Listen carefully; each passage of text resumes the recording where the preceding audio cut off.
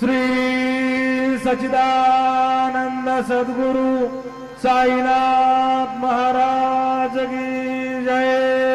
हरिः ओम। अश्वस्य तवा प्रश्नः शकना धूपयामि देवयजने पृथिव्याः मखाय तवा मकस्य तवा शीर्ष्णे धूपमाघ्रापयामि दीपकम् समिधाग्निन्दुवस्यतघृतैर्बोधयता तिथिम् अस्मिन् हव्याजुहोतन दीपकं दर्शयामि धूपदीपान्तरेण सद्गुरु साईनाथ देवताभ्यो नमः महानैवेद्यं निवेदयामि।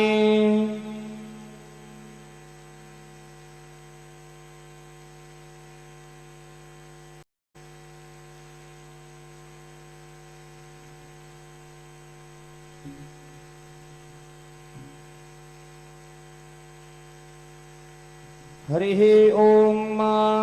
प्राणोदा अपानोदाभ्यानोदापर्चोदापरिवोदाः अन्यांस्ते अस्मत्तापन्तो हेतयाः पावको अस्मभ्यको शिवो भव। चतुष्कोणमण्डलं गुरुतवा तदुपरि नैवेद्यपात्रं निधाय गायत्री मंत्रेण पात्रान् सम्प्रोक्ष्य धेनुमुदरयाम् अमृते कृत्य ग्रासमुदरयां प्रादर्श सत्यन्दवरदेन परिषिञ्जामि नैवेद्यं निवेदयामि। ॐ प्राणाय स्वाहा ॐ अपानाय स्वाहा ॐ व्यानाय स्वाहा ॐ उदानाय स्वाहा ॐ समानाय स्वाहा ॐ ब्रह्मणे नमः। नैवेद्यमध्ये पानीयं समर्पयामि पुनर्नैवेद्यं निवेदयामि। ॐ प्राणाय स्वाहा ॐ अपानाय स्वाहा ॐ व्यानाय स्वाहा ॐ उदानाय स्वाहा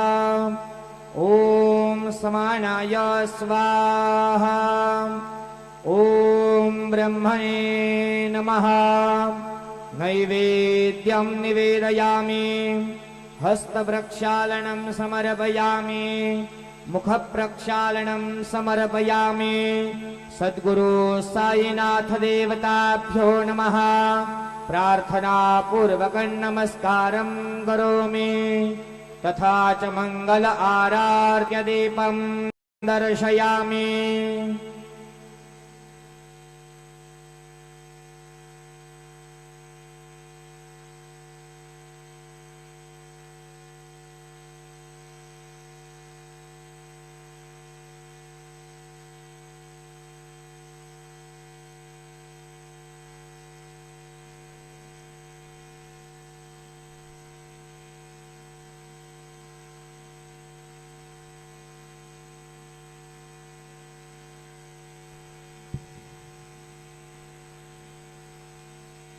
आज गुरुवार असल्याने रात्री 9:15 वाजता बाबांच्या पालखीची मिरवणूक निघेल। आज गुरुवार होने के कारण रात 9:15 बजे बाबा के पालखी की शोभा यात्रा निकलेगी। आता माध्यान्ह आरती सुरू होत आहे। सर्वांनी एका सुरात आरती म्हणावी। अब माध्यान्ह आरती शुरू हो रही है। आप सब एक सुर में आरती गाइए। श्री सच्चिदानंद सद्गुरु साईनाथ महाराज की जय। घेऊन पंचारती करू बाबांची आरती करू साईंची आरती करू बाबांची आरती। हो बांधव ओवाळू हार माधव साई माधव ओवाळू हार माधव करुणिया स्थिर मन पाहु गंभीर हे ध्यान साईंचे हे ध्यान पाहु गंभीर हे ध्यान कृष्णनाथा दत्त साई जडो चित्त तुझे पायी चित्त बाबा पायी जडो चित्त तुझे पायी आरती साई बाबा सौख्य दातार जीवा शरण जातळी घ्यावा दासा विसावा भक्ता विसावा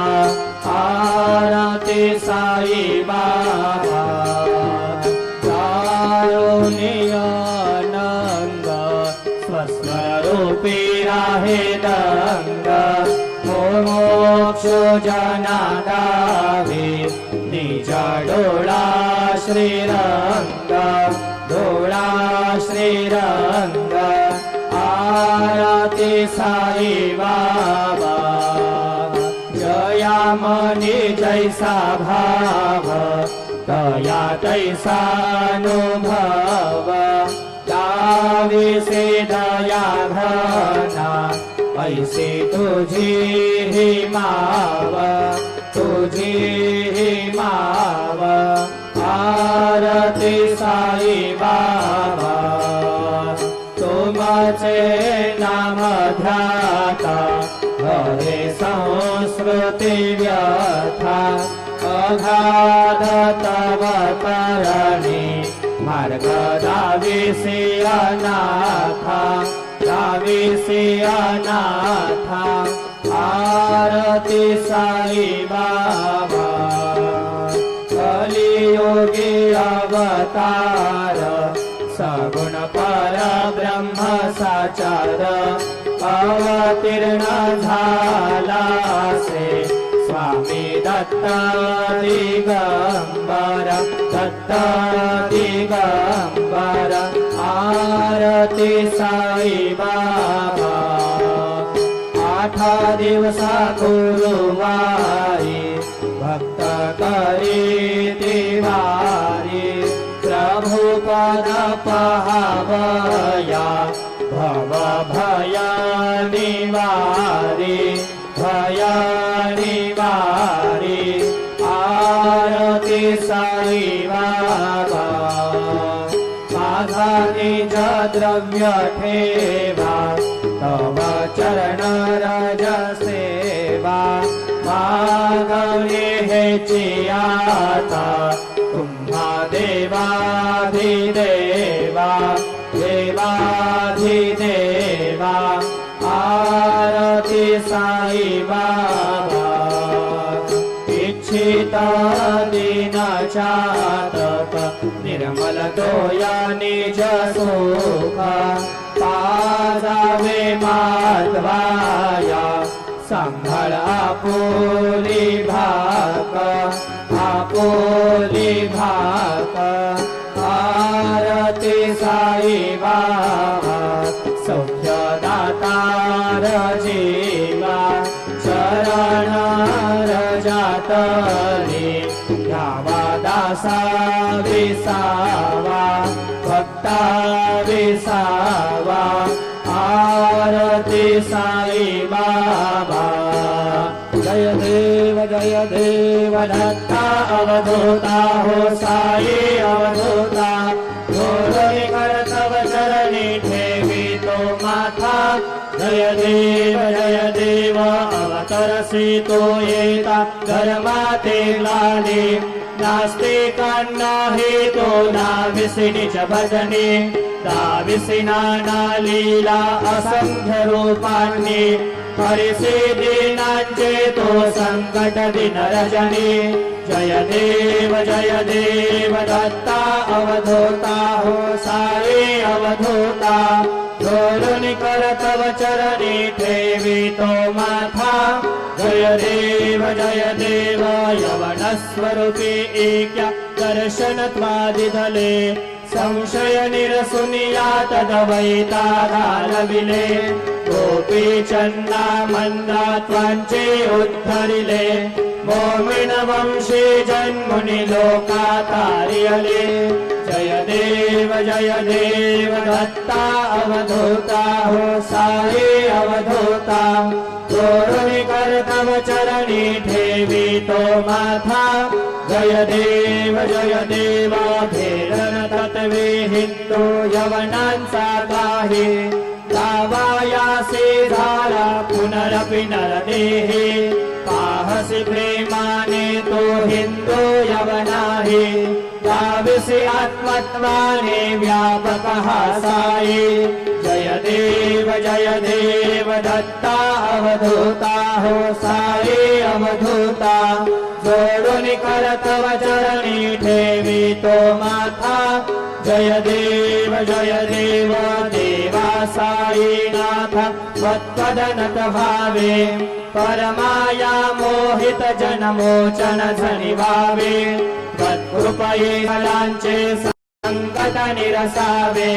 देशील करिते त्वद्दश कृष्णाने गावे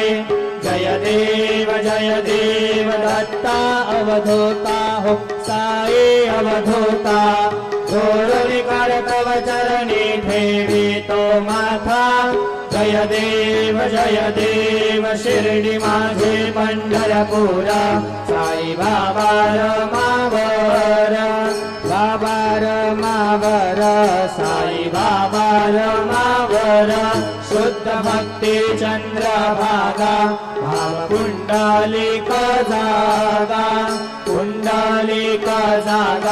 भाव पुंडलिक जागा याहो अवधेजन बाबा से वंदन साई से वंदन करू बाबा से वंदन करू म्हणे बाबा साई भाव पाव माझे आई भाव माझे आई हरिण लुटांगण मंदिर चरण डोळ्यान पाहिन रूपा तुझे प्रेमे अलैंगिनानंद पूजन भावे वाळीन म्हणे नाम त्वमेव माता च पिता त्वमेव त्वमेव दुष्ट सखा त्वमेव विद्याधरिणं त्वमेव सर्वं मम देव कायेन वाचा मनसेन्द्रियैर्वा बुद्ध्यात्मना वा प्रकृति स्वभावात् करोमि अद्य सकलं परस्मै नारायणायति समर्पयामि अच्युतं केशवं राम नारायणं कृष्णदामोदरं वासुदेवं हरिं श्रीधरं माधवं गोपिकावल्लभं जानकी नायकं रामचन्द्रं भजे हरे राम राम हरे हरे हरे कृष्ण कृष्ण कृष्ण हरे हरे श्री गुरुदेव दत्ता हरि ओम यज्ञेन यज्ञमय देवास्तानि धर्माणि प्रथमान्यासन्न तेहनाकं महिमानस्य चन्दयत्र पूर्वे साध्या सन्ति देवाः ॐ राजाधिराजाय प्रसंयसायिने नमो वयं वै श्रवणाय कुर्महे समे कामान् कामकामाय मह्यं कामेश्वरो वै श्रवणो दधातु कुबेराज वै श्रवणाय महाराजाय नमः ॐ स्वस्ति साम्राज्यं भोज्यं स्वराज्यं वैराज्यं पारमेष्ठ्यं राज्यं महाराज्यमाधिपत्यमयं समन्तपर्या ईशा सार्वभौम सार्वा युषान्तारा परार्धात् पृथिवी समुद्रपर्यन्ताया करार्तितदप्येष श्लोको विगीतो मरुतः परमेष्टारो मरुतस्यावसङ्गृहे आवेश्य तस्य कामप्रीर्विश्वे देवा सभासदैति श्रीनारायण वासुदेवाय सच्चिदानंद सद्गुरु साईनाथ महाराज की जय। अनंता तुला ते कसे रे स्तवावे, अनंता तुला ते कसे रे नमावे, अनंत मुखांचा शिने शेष गाता, नमस्कार साष्टांग श्री साईनाथा, स्वरावे मणित्वत्पदा नित्य भावे, पुरावे करे भक्तीसाठी स्वभावे, करावे जगारुणी मायताता, नमस्कार साष्टांग श्री साईनाथा, वसे जो सदाता वया संत लीला, दिसे आज्ञ लोकां परी जो जनाला, परी अंतरि ज्ञान कैवल्य दाता, नमस्कार साष्टांग श्री साईनाथा, वराराधला जन्म हा मानवाचा, नरासार्थका साधने भूत साचा, धरो साई प्रेमा गळाया अहंता, नमस्कार साष्टांग श्री साईनाथा, धरावे करे सान अल्पज्ञ बाला, करावे अमाधन्य चुंबो निघाला, मुखी घाल प्रेमे घराग्रास आता, नमस्कार साष्टांग श्री साईनाथा, सुरादी गजांच्या पदा वंदिता ते, सुखादी गजांते समानत्व देते, प्रयागादि तीर्थे पदे नम्र होता, नमस्कार साष्टांग श्री साईनाथा, तुझा ज्या पदा पाहता गोपबाली, सदा रंगलेचे स्वरूपी मिळाले, करी रास क्रीडा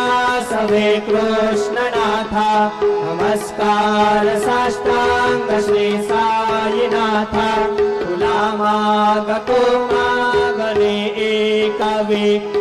करा जोडितो देन अत्यंत भावे, भवे मोहनी राजहातारि गाता, नमस्कार साष्टांग श्री साईनाथा, ऐसा एवा साई दिगंबरा, अक्षय उमावतारा, सर्व हि व्यापक तो, श्रुती सारा अनुसया त्रिकुमारा, बाबा हे मा, काशी स्नान जप प्रतिदिवशी, कोल्हापुर वीक्षेसी निर्मल नदी तुंगा, जलप्राशी निद्रा माहुरदेशी, ऐसा एवा जोडे लोंबतसे वाम करे, त्रिशूळ डमरुधारी भक्ता वरद सदा, सुखकारे देशिल मुक्ते चारे, ऐसा एवा पाये पादुका जपमाला, कमंडलो मृगछाला धारण करशी मा, नागजटा मुकुट शोभतो माथा, ऐसा एवा तत्पर तुझाया जे ध्याने, अक्षय त्यांचे सदनी लक्ष्मी वास करे, दिनरजनी राक्षसी संकट वारुणी, ऐसा एवा या परिधान तुझे गुरुराया, दृश्य करे नयनाया पूर्णानंद सुखे, ही काया लाविसे हरि गुण गाया, ऐसा एवा साई बंबरा, अक्षय रूप अवतारा सर्व हि व्यापक तू श्रुतिसारा अनुसया त्रिकुमारा कामाये मा सदा सस्वरूपं चिदानन्दखण्डं जगत्सम्भवस्थान संहारहेतुं स्वभक्तेच्छया मानुषं दर्शयन्तं नमामीश्वरं सद्गुरुं साईनाथं भगवद्भान्तविदवं समर्ताण्डमीड्यं मनोवागतीतं मुनिरध्यानगम्यं जगद्व्यापकं निर्मलं निर्गुणं त्वां नमामीश्वरं सद्गुरुं साईनाथं भवाम्भोधिमगणार्दितानां जनानां स्वपादाश्रितानां स्वभक्ते प्रियाणां समुद्धारणार्थं कलौ सम्भवन्तं नमामीश्वरं सद्गुरुं साईनाथं सदानीन्दवृक्षस्य मूलाधिवासात् सुधास्त्राविणन्तीत्यमप्यप्रियन्तं तरुकल्पवृक्षाधिकं साधयन्तं नमामीश्वरं सद्गुरुं साईनाथं सदा कल्पवृक्षस्य तस्याधिमूले भवद्भावबुद्ध्या समर्यादिसेवां ऋणाकुर्वतां भुक्तिमुक्ते प्रदन्तं नमामीश्वरं सद्गुरुं साईनाथम्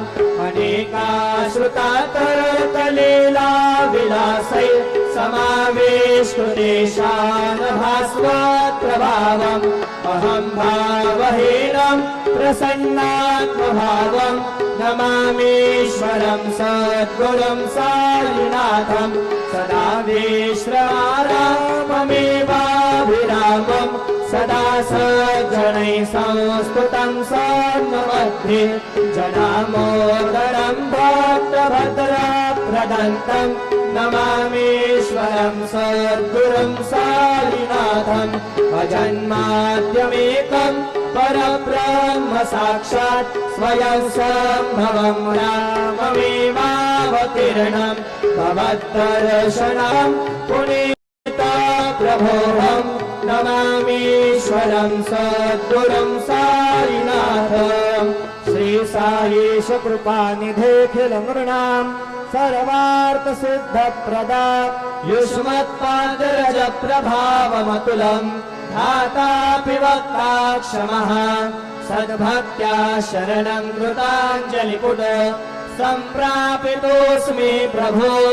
श्रीमत्साई परेश पादकमलान् नान्यच्छरण्यं मम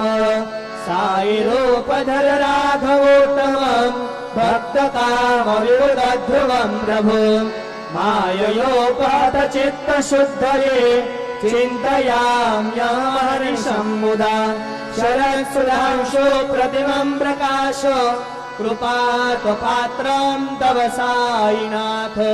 त्वदीयपादाब्जसमाश्रितानां स्वच्छायया मम पाकरोतु उपासना दैवत साईनाथ वैर्मयोपासनिनास्तुतस्त्वं रमे मनोन्मे तव पादयुगमे भृङ्गो यथाब्जे मकरन्दलोद्धः अनेकजन्मार्जितपापसंशयो भवेद्भवत्पादसरोजदर्शनात् क्षमस्व सर्वानपराधपुञ्जकान् प्रसीद साई सद्गुरो दयानिधे श्री साईनाथ चरणामृतपूतचित्ता त्वत्पादसेवनरता सततं च भक्त्या संसारजन्यदुरितोधवनिर्गतास्ते कैवल्यधाम परमं समवाप्नुवन्ति स्तोत्रमेतत्पठेद्भक्त्या यो नरस्तन्मना सदा सद्गुरो साईनाथस्य कृपापात्रं भवेत् ध्रुवम् करचरणवृदं वा कायजं कर्मजं वा श्रवणनयनजं वा मानसं वा अपराधं विहितं वा सर्वमेतत्क्षमस्व। जय जय करुणाब्धे श्री प्रभो साईनाथ। श्री सच्चिदानंद सद्गुरु साईनाथ महाराज की जय।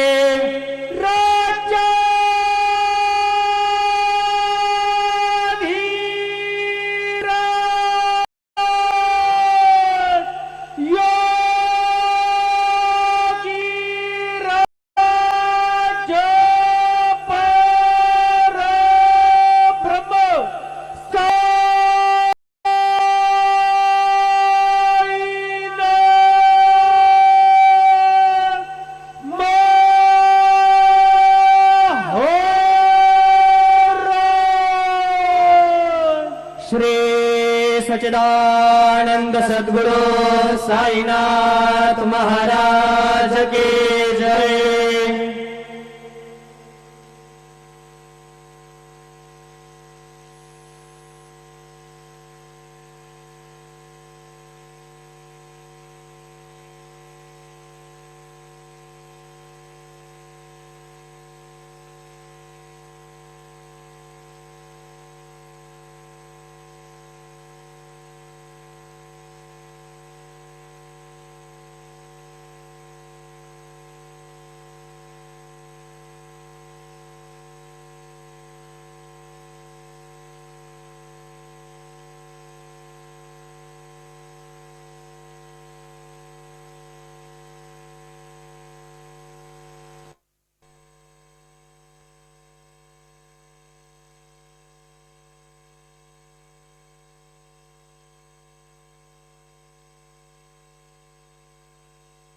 सर्व साई भक्तांनी श्रींचे दर्शनाकरिता जाण्यासाठी नवीन दर्शन लाईन गेट नंबर 7 व 8 यांचा वापर करावा। तसेच VIP पास धारकांनी नवीन दर्शन लाइन गेट नंबर 6 चा वापर करावा। सभी साई भक्तों से नम्र निवेदन है कि वे नई दर्शन लाइन गेट नंबर 7 और 8 का उपयोग करें और VIP पास धारक गेट नंबर 6 नई दर्शन लाइन का उपयोग करें। All Sai devotees are requested to use gate number 7 and 8 of new darshan line for Sri Sai Baba's darshan, and VIP pass holder should use gate number 6 for Sri Sai Baba's darshan. Jai Sai Nath. Shri Sai प्रसादालय सकाळी 9:30 ते रात्र 9 वाजेपर्यंत चालू राहील। सर्व साई भक्तांनी श्रींचे महाप्रसादाचा लाभ घ्यावा। श्री साई प्रसादालय सुबह 9:30 से लेकर रात 9:30 तक खुला रहेगा। सभी साई भक्तों से निवेदन है कि वे श्री के महाप्रसाद का लाभ उठाएं। Shri Sai Prasadalaya will be open from 9:30 AM to 9:30 PM. All Sai devotees are requested to have Sri Sai Baba's Mahaprasad.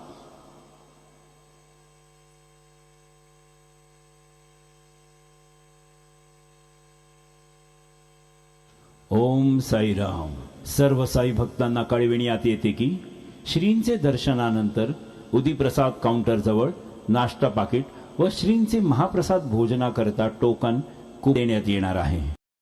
तरी सर्व साई भक्तांनी सदर टोकन वा कुपन घेऊनच नाश्ता पाकिट घेण्यासाठी व श्रींचे महाप्रसाद भोजनाकरिता श्री साई प्रसादालयात जाण्याचे करावे ही नम्र विनंती। ओम साई राम। ओम